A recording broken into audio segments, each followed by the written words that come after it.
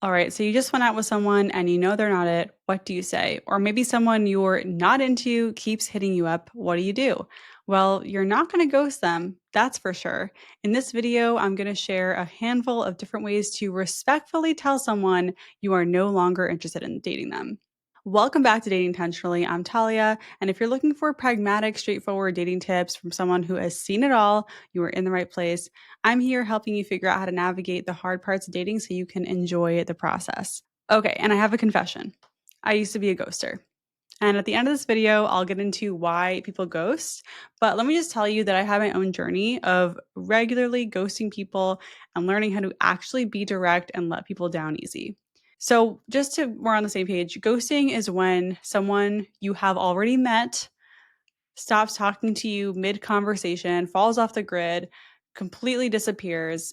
Again, it's someone you've already met, someone you've already been out with, and no explanation.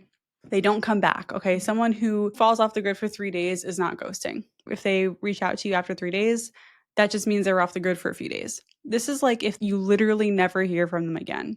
And I'm reiterating it's someone you've already met because if it's not someone you've met, I don't think it's considered ghosting. It's just there is no relationship there at that point. It's just they're not interested, they're not available, and that's your sign.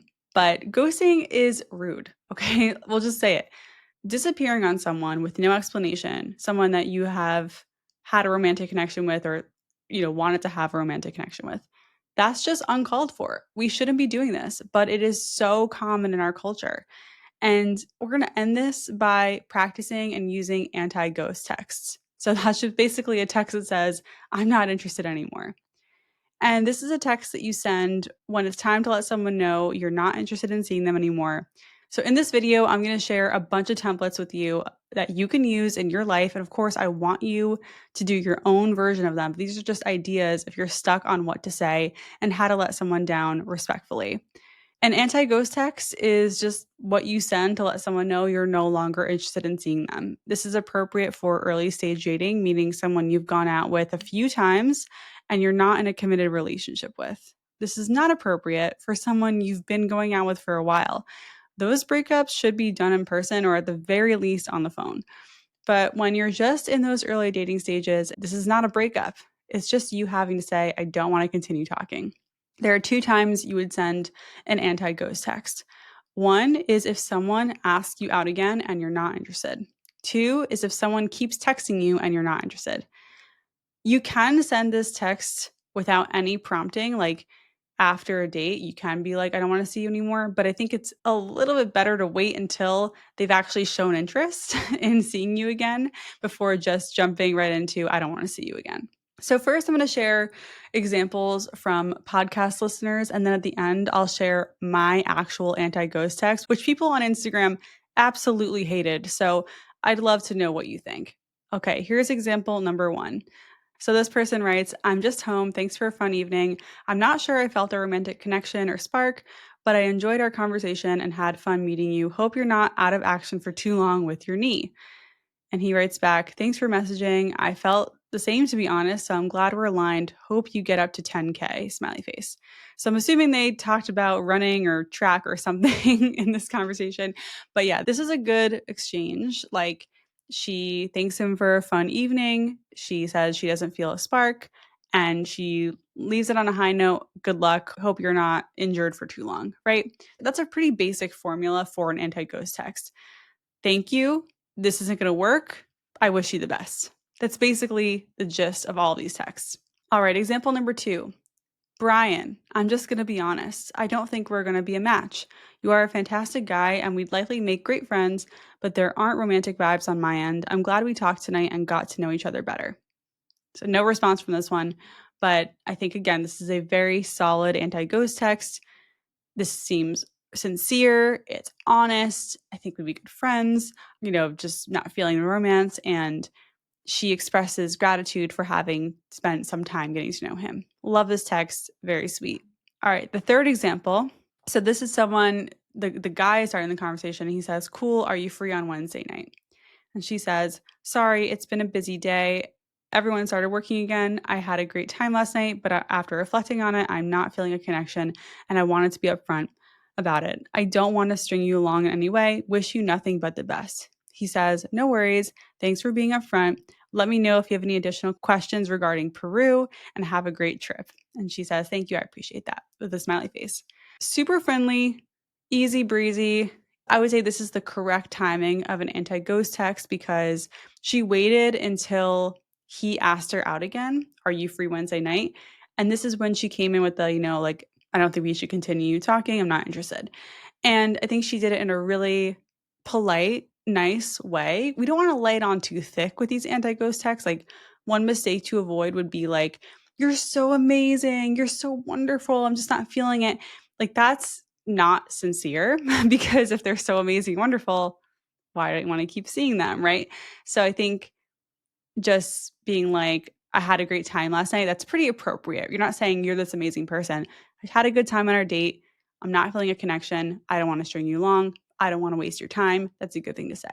Example number 4. "Hey, Andrew, sorry for the delayed response. I've also been super busy. Congrats on your growing business. That's super exciting. I've made a connection with someone and we've decided to explore that together. I'm sorry. I wish you all the best." And he responds, "Oh, nice. I wish you the best. If anything changes, let me know." So his response is a little bit like he got rejected for a job. I don't know. That's what it reminds me of. But I think this initial text is good. It's a little bit different because she's saying the reason she is not continuing with him is because she met someone else. And I've definitely been on the receiving end of this kind of text a few times with people. And I always appreciate knowing it's like, you know what? They're dating other people, they're seeing other people. It took off. Good for them. This has nothing to do with me. So some people argue, like, don't let on that you made a connection with someone else. I personally think it's fine. I would love to know what you think in the comments. But I like this text. Again, short and sweet. I think there are 2 instances here of the word busy we're seeing in these. It's like a little bit of a theme. So if someone's busy, they might be about to reject you. It depends though. Okay, here's the last one. "Hey, Chris. Hope you've had a nice day. I want to let you know that I've been thinking and I've decided that this isn't the connection I'm looking for long term. I so appreciate your generosity with your time and I wish you all the best." And he goes, "I was actually thinking the same thing on my end. I enjoyed your company, but I don't feel any romantic connection. I hope you find what you're looking for." I I'm rolling my eyes a little at his response because it's like he doesn't need to reiterate that he's not feeling a connection if she also said that, but whatever. If you want to save face, it's fine. Another theme in these texts is the line of, "I've been reflecting on this. I've been thinking about this." And I think that is a good lead in to the rejection if that's what you want to do because it shows that you are being thoughtful. I think it's sincere. You reading this might be like, "Wow, this sounds so robotic. This sounds so templatized." But if that's how you think, I would love to know what you think is a better thing to say because I think it's fine if it sounds a little templatized, a little robotic, because the point is when you're rejecting someone, you want to be nice about it. You don't want to be overly nice, but I think it's fine to be polite and a little robotic because otherwise, you're just being overly vulnerable and sharing too much for no reason with someone you have no interest in seeing anymore. And part of sending anti-ghost texts, even when you use a template, is really hard. It's hard to be rejected, and it's also hard to do the rejecting, especially when you know they're a perfectly nice person. You just didn't feel the vibe. So one thing that comes up is that people are scared to send anti-ghost texts because they're worried about how the other person will respond. And all of these, by the way, are for women who are dating men. And I get it. Like some men don't take rejection well. Some people don't take rejection well. We're right. Women fly off the handle too. But if you get an aggressive response, like, yes, that is scary. And I hope that that doesn't happen to you. But I also want to point out that this further proves you right in your choice to reject them. If they respond aggressively, if they respond with something that's reactive, like that just proves you right. Remember that you can always block people, and I think it's worth sending an anti-ghost text unless you think the person receiving it will definitely fly off the handle and like you're scared of them. If you're scared of them genuinely, then fine. Ghosting and just blocking could be an answer. I personally never ran into that. I know people out there have. Like, think about it. Has this person shown signs that they are aggressive and reactive, or are you just scared of their reaction? Rejecting people sucks, but what sucks more is leading people on or leaving them in the dark. It's not fun to send these texts, but it does help you build a muscle of communicating directly and learning to live with letting people down sometimes. They will move on, and so will you. I want to say that in my journey, learning how to send these types of rejection texts actually helped me in other areas of my life. When I was planning my wedding, I had a really hard time rejecting vendors sometimes when I was talking to a bunch of vendors and sending these emails and messages saying I'm going with someone else. I was reminded of sending anti-ghost texts because I don't want to be that person. I want to be direct and clear in my communication in all aspects of my life, not just in my relationships. Okay, so let me show you my real, actual anti ghost text. People on Instagram hated these, so let me know what you think. Here's the first one. Hey, I hope you had a good weekend. I had a lot of fun at the night market grabbing beers last weekend, but I think I'm looking for something different. Wishing you the best of luck out there. And he goes, That's okay. Good luck to you too. So this is someone I went out with, I think, 2 times. And the real reason I rejected him is that he lived way too far away. And there were just some other things I just didn't think was the right vibe, but he was really sweet. So this is taking you behind the curtain of the anti-ghost text. Like I'm telling you what I said and what actually I felt were a little different, but I think that's okay.